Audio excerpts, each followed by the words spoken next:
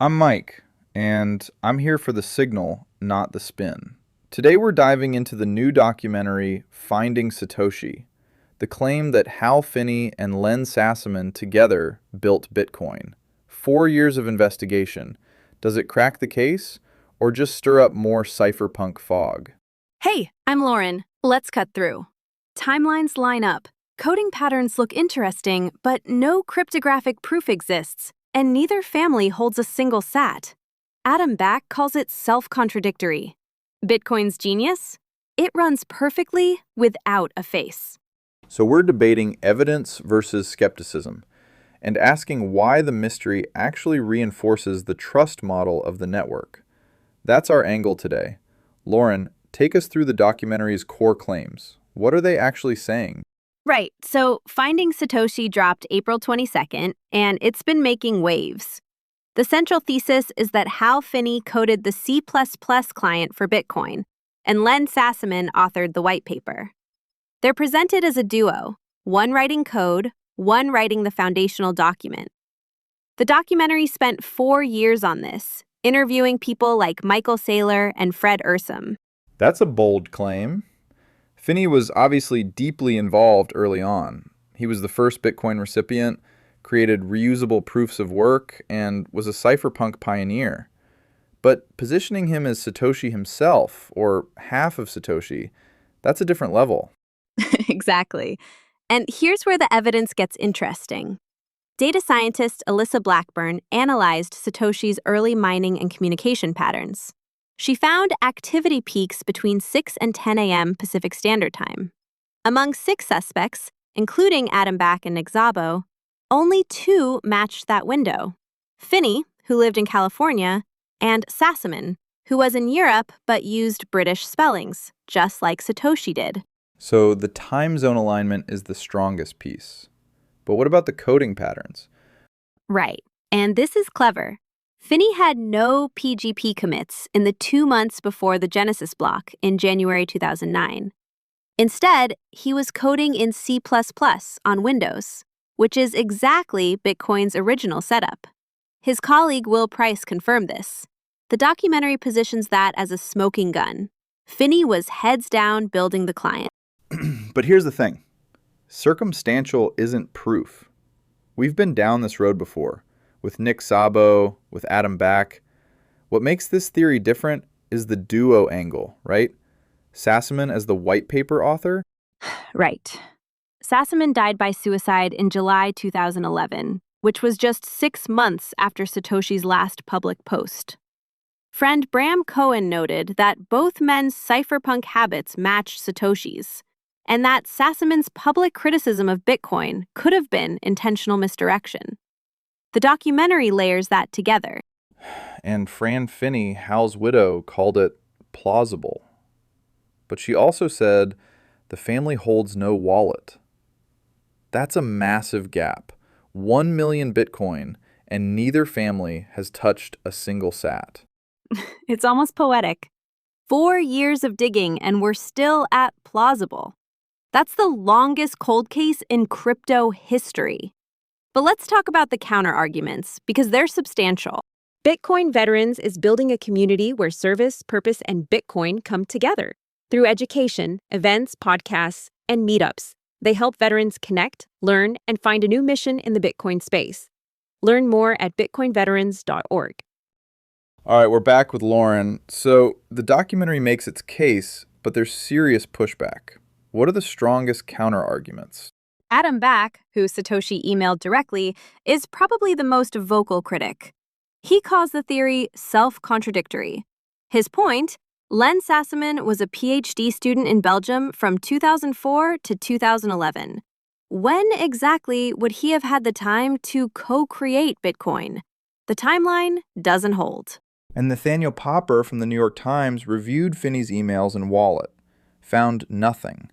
No evidence of co-creator involvement. That's a journalist who spent serious time on this. Right, and then there's the Satoshi mining pattern. The documentary uses analysis of early mining blocks to support its case. But some researchers say that pattern is unreliable. It assumes certain things about early mining that aren't firmly established. It's like trying to identify a car's engineer from the tire tracks. Interesting, but not proof. If Finney and Sassaman were both involved, you'd expect some trail, a shared repo, a PGP signed post, a private message that leaked, anything. The strongest evidence is the time zone alignment, but even that assumes Satoshi was one person. We don't know if it was a group. The white paper could have been written by multiple people. The code could have been a collaborative effort. That's the thing. We don't know. So where does that leave us? Let me ask you this directly, Lauren. Does it actually matter who Satoshi was? That's the operational question, and it's the most important one. The documentary argues that identity reveals Bitcoin's human origins. But the network's value comes from the opposite: trustless, founder-free code. If we find Satoshi, nothing changes. No keys are moved, no white paper revised. Exactly. Bitcoin's proof is 17 plus years of uptime, 21 million fixed supply, and millions of self-custody users. The network doesn't need a face. Relying on a creator would break the whole point.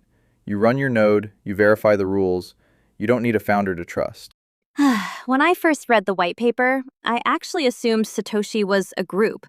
The pseudonymity felt intentional. It lets the idea outlive any person. And honestly, the cypherpunk ethos, privacy, decentralization, is built into that anonymity. Finding Satoshi might actually undermine the very freedom Bitcoin was meant to protect. Let's make this concrete for our listeners. You're new to Bitcoin, you hear about this documentary. What do you actually do with this information? First, run your own node. That's the single most important action. You verify the chain yourself. You can check the Genesis block hash. It's 000000000019D 6689C 085AE 165831E 934FF 763AE 46A2A 6C 172B 3F1B 60A 8CE 26F. That's reproducible by anyone. No trust required. Second, self-custody. If you hold your keys, you don't need Satoshi's signature. You don't need to know their identity. The network validates your transactions. That's the freedom angle. Sound money emerges from ideas, not idols. And third, don't let identity hunts distract from the network's real proof. Stack sats, mine if you can, prioritize network effects over origin myths. If you really want to honor Satoshi, don't Google their identity. Run a full node. That's the real tribute. So the documentary is interesting, but it's a ghost chase. The real lesson is that Bitcoin's trust model doesn't depend on a founder. The network is the proof. Let's take a quick break and then we'll wrap up. Bitcoin Veterans is a group of military veterans, and Bitcoin advocates focused on education, community, and helping veterans build purpose and resilience through Bitcoin. From podcasts and meetups to resources and events, they're creating a place for veterans to keep learning and keep growing. Visit bitcoinveterans.org to learn more. And we're back. So let's land this. Circumstantial evidence for Finney Sassaman is intriguing but unproven. The real takeaway? Bitcoin's trust model doesn't depend on a founder. Keep your skepticism sharp, but also keep your focus on the network's fundamentals: fixed supply, self-custody, and the freedom to transact without permission. The mystery is part of the design. It forces you to trust the code, not a person. Thanks for joining us. If you found this useful, follow the show, leave a like, and subscribe. It helps spread Bitcoin. Thanks for spending time with us on Bit Talk. If this was useful, follow the show, leave a like, and subscribe. It helps more people find us and helps spread Bitcoin. Until next time, keep learning, keep questioning, and keep stacking knowledge.